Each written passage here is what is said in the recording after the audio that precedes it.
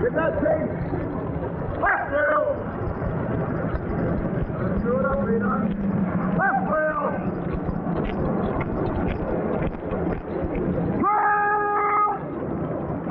Check. Check. Right wheel. Automatic. Change! Trail!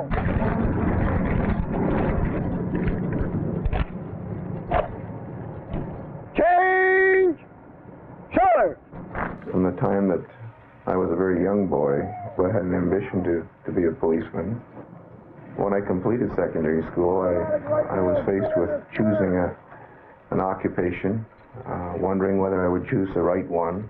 At that particular point in time, an opportunity in education developed, and I took the opportunity and found myself in teaching. But the desire and the interest in police work has always remained with me all those years. We happened to be reading one night in the local papers that there was an auxiliary OPP force, and it was operation in Ottawa. So I called the next morning and put my application in, and came home that evening from school that I had been advised that I was to report for an interview the following evening. There are many representations of many walks of life in the auxiliary force. And the one thing we have in common is we like working with people, we like to be involved with police work, and I would say this much we have in common. The qualifications for the Ontario Provincial Police Auxiliary are the same as for the regular force as to height, weight. They must be 5'8" and weigh approximately 160 pounds, same educational requirements, and good citizens in the community. It's a voluntary organization. Some men like to serve in voluntary groups, such as the auxiliary police.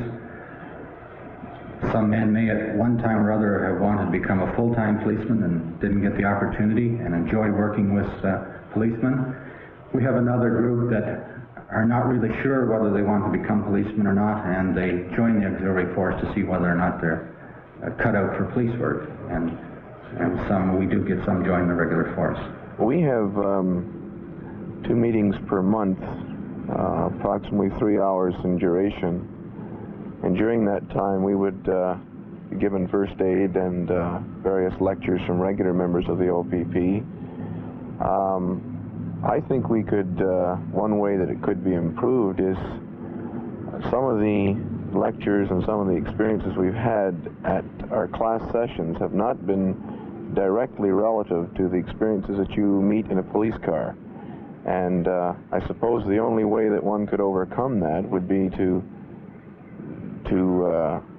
involve the on-the-spot situations as part of your training, and that's just about impossible. I find that the lecture portion of my training gives me the cohesiveness of the group of auxiliary fellows together as a unit.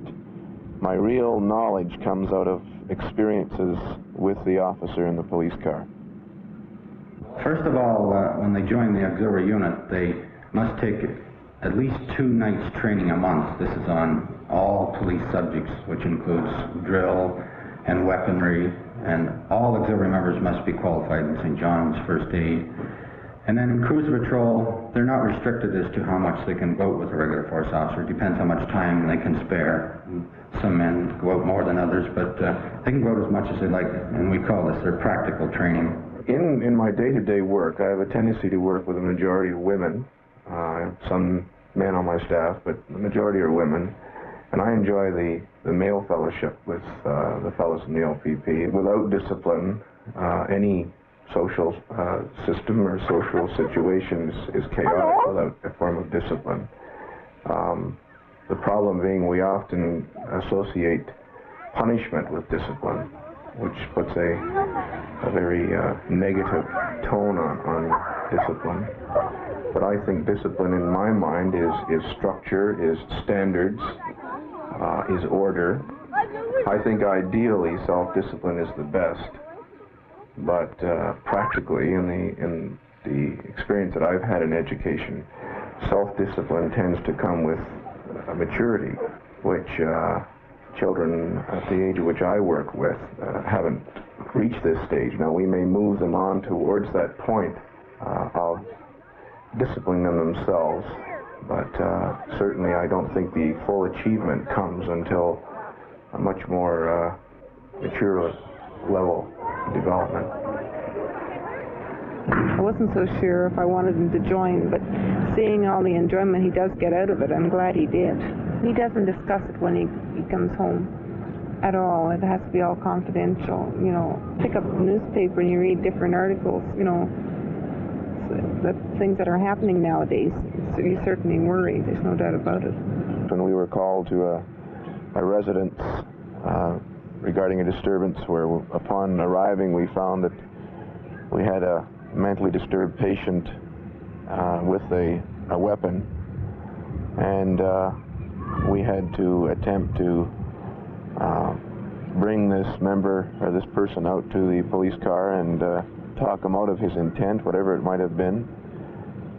At the time, the situations develop so quickly that I think you're tense, but maybe not as frightful as you are when you begin to think it over after the fact, so to speak, and then you realize the danger that was involved.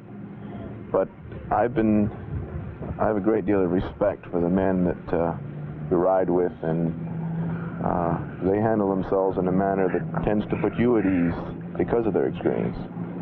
Out in the police car, the contact is crisis situation, crisis-oriented very often, and that part of it is the part that I find challenging, where you have to think quickly, at least the gentleman beside you in the car has to think quickly, and then once a decision is made, it's got to be one that can possibly eventually stand up in the Supreme Court, and you're able then to sit back and view it in retrospect and learn from a situation like that.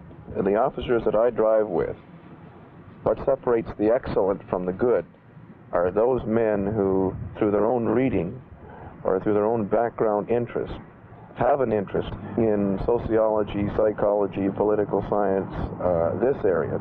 As far as physical force, of the 4 years that I've been on the force, I think I've only been involved in 2 occasions where physical force was used, and it was a matter of seconds.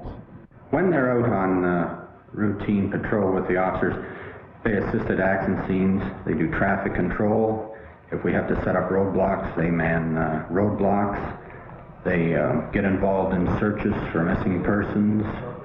They assist our regular officers that are out on marine patrol. They help with the crowd control at fall fairs, air shows. Really anything the regular force get involved in, the auxiliary forces system. Some of them, if you'll notice the group that's in the rifle squad, some of them have extensive military training. They're ex-servicemen, and they've left the services, and after a few years I think they've had that yearning to come back to something with a structured discipline to it, and I think they get as much enjoyment out of the training part of it as they do the actual experience in the police car.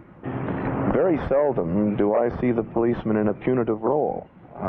So much of his night's work is preventative, and in so doing, you get a different image when you're sitting beside him than you would, because as an average citizen, your contact with the police officer is very often in a punishment role, as I say. Whereas when you see what he does for 7 or 8 hours, you get a different concept entirely.